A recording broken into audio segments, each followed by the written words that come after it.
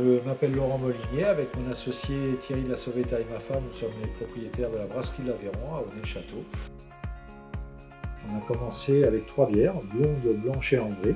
En fin d'année, la brune et la bière de Noël se sont rajoutées à la gamme. On a une IPA, une Tri, une Porter, une Red Ale et une Spicy Ale, qui est une bière blonde épicée.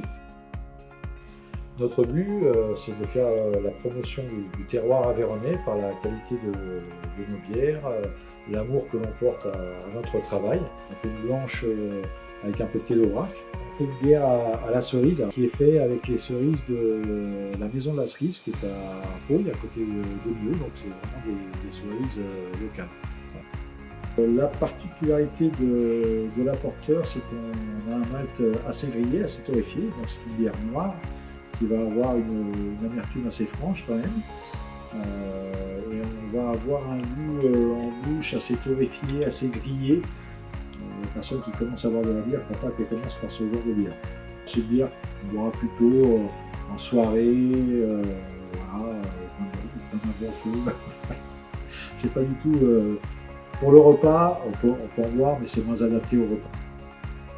Donc pour la bière, on a besoin de 4 ingrédients: de l'eau, du malt, des levures et des houblons. Avec ça, on peut faire de la bière.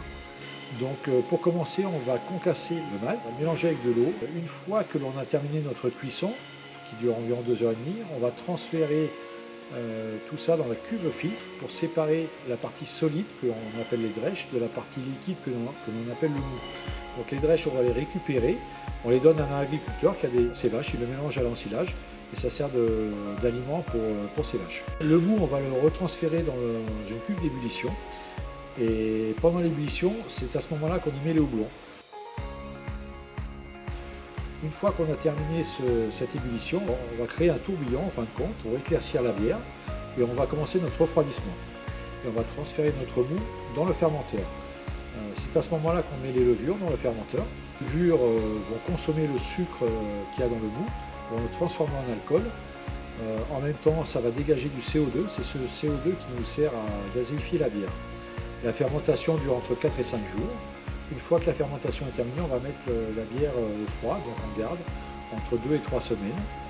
On va faire une filtration pour enlever toutes les impuretés qui peuvent rester dans la bière. La bière est terminée. Elle est prête à être soit enfûtée, soit à être embouteillée.